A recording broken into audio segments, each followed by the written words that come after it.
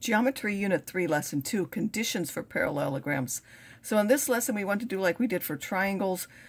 We first looked at all 6 parts corresponding and knew that that meant we're triangles, and then we said we don't really need all of that. We can just have some of those things to be true, and the triangles will still be congruent. Well, the same is now true for parallelograms. We want to know which things do we actually need to show that something is a parallelogram, and then prove those. So there are 4 conditions that will guarantee that something is a parallelogram for a quadrilateral. So if we have a quadrilateral and we have both pairs of opposite sides congruent, that's enough. We don't need to show that they're parallel in the diagonal. We don't need all of that. If their opposite sides only are congruent, it has to be a parallelogram. If the opposite angles, if that's all we can show, then we know it has a parallelogram with all of its other properties. If we can show that the diagonals cut each other in half, then we know it's a parallelogram. And then the one that's different from the theorems that we took is if we can show that one side is both parallel and congruent, that also will show that that's a parallelogram. We're going to prove these first 3, and this one will be left as an exercise for you. So let's prove the first one. If we have congruent opposite sides, how do we know that's a parallelogram? So segment AB is congruent to segment CD, and segment AD is congruent to segment CB. Those are correct. Those are given. We can draw DB by the line postulate. So we would want to put that in there.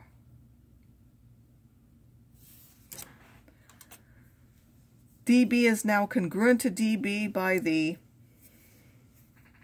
it's correct, that's the reflexive property of congruence.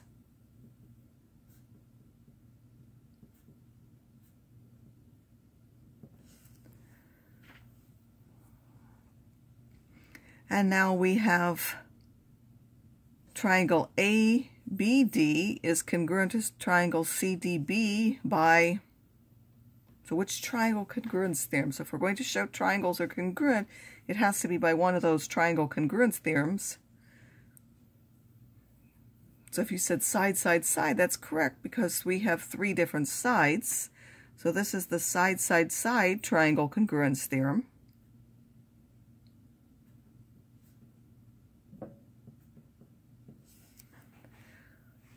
And now how do we know that angle ABD and CDB and then ADB and DBC are congruent? Well, if we look, ABD matches CDB and ADB matches CBD. So those are the corresponding parts of congruent triangles are congruent. Now how do we know that those make that parallel? So think back to the theorems that we took that were proved lines were parallel. What did we need?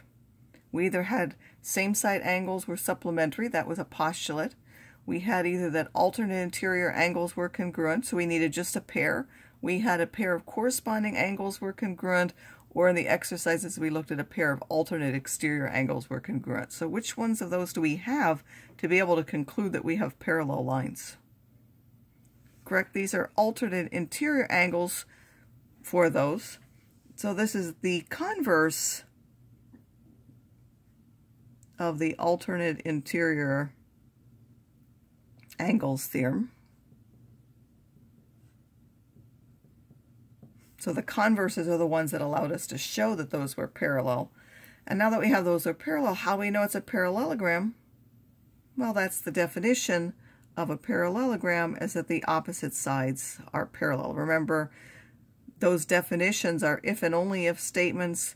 If we tell you it's a parallelogram, we know this, and if we know this, we know it's a parallelogram. So all definitions work both ways. Right, that's the first proof. Now let's prove the congruent opposite angles theorem. If we know that the opposite angles are congruent, we know that it's a parallelogram.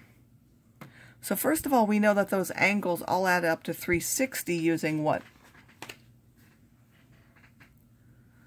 Remember that we had the polygon interior angle sum theorem, which says that we take n minus 2, so the 4 minus 2 is 2 times 180 will give us 360.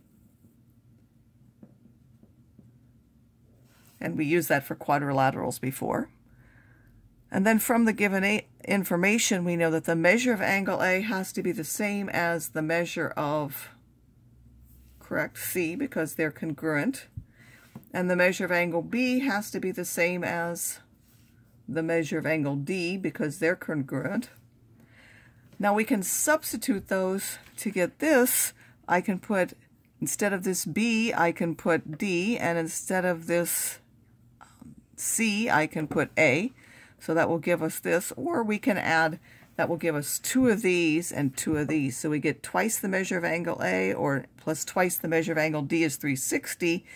And then what property can we use to divide both sides by 2? Well, that's the division property of inequality, because we are dividing both sides by that.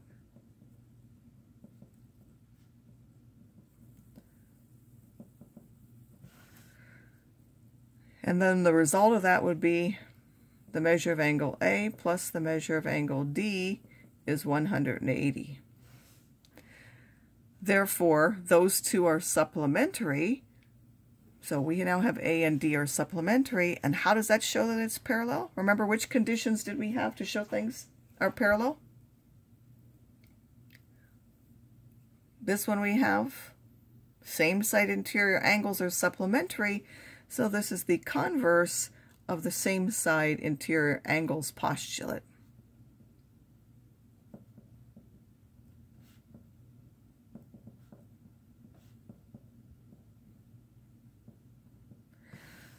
A similar argument would show that AD is parallel to CB, so we could use it to show that these two add up to 180 by going at by simply making a different substitution, and therefore we now have that both pairs of opposite sides are parallel, so ABCD is a parallelogram by the definition of a parallelogram.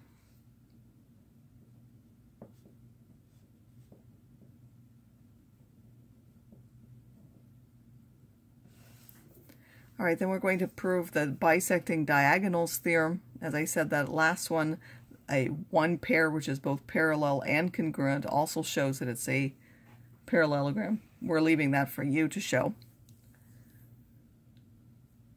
So we're starting off assuming, as we have marked here, that this is congruent to this and this is congruent to this, so that those diagonals cut each other in half. That's given. Now let's mark these angles. We have that angle AEB, that's this one. I'm just going to mark it in red there. And angle CED, that's this one. We're going to say that those are congruent, and at the same time we're going to show that AED, which is now on this side, is congruent to this one. So we're really going to show both of those, and those are in two different sets of triangles. So we're really going to show two different pairs of triangles are congruent at the same time. But how do we know that? How do we know this is congruent to this and this is congruent to this? What kind of angles are those? Right, those are vertical angles, and we have the vertical angle theorem. Or you could have said vertical angles are congruent. Either mention the name of the theorem or the result. And now we have a side and an angle and a side are congruent to a side and an angle side, and that's for both sets of them.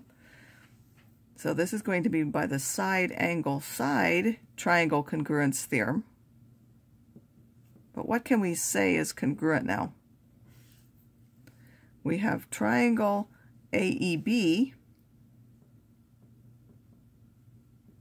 is going to be congruent to triangle A is matching C, B is matching D, so this is triangle CED. That's one of them. That's these triangles. We can also say that these are congruent. That would now be that triangle AED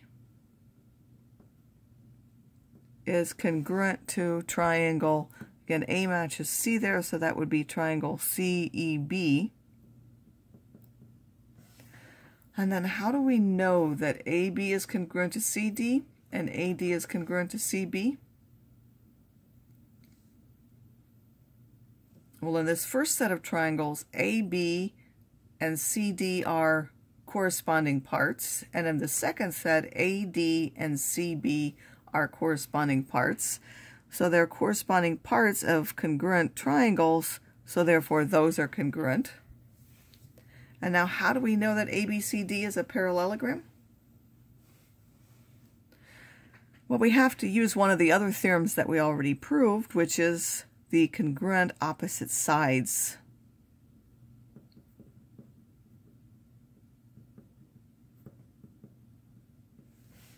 And we'll call that a theorem. It's the congruent opposite sides theorem that we already showed. All right, now we want to look at a few descriptions or examples and decide, is this enough now? Does this meet one of our conditions to show that it's a parallelogram? We have a quadrilateral. It has two sides of 3 and two sides of 5. Is this enough to show that it's a parallelogram?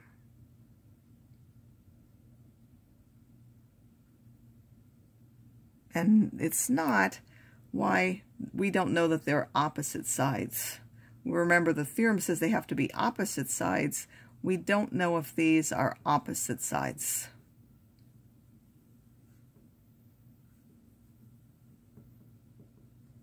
In fact, the 3 and the 3 could be here, and the 5 and the 5 would be here, and then that would be what we call a kite.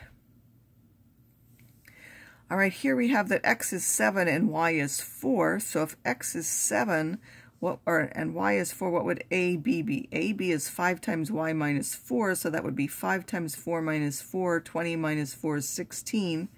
CD is also with a y, so that would be 2 times 4 plus 8. 8 plus 8 is also 16. So that means one pair of opposite sides is congruent. For BC, we have that it's x plus 14. X is 7 plus 14 is 21. And AD is 3 times 7, which is also 21. So we do now why? We have both pairs of opposite sides are congruent. And this implies that it's a parallelogram.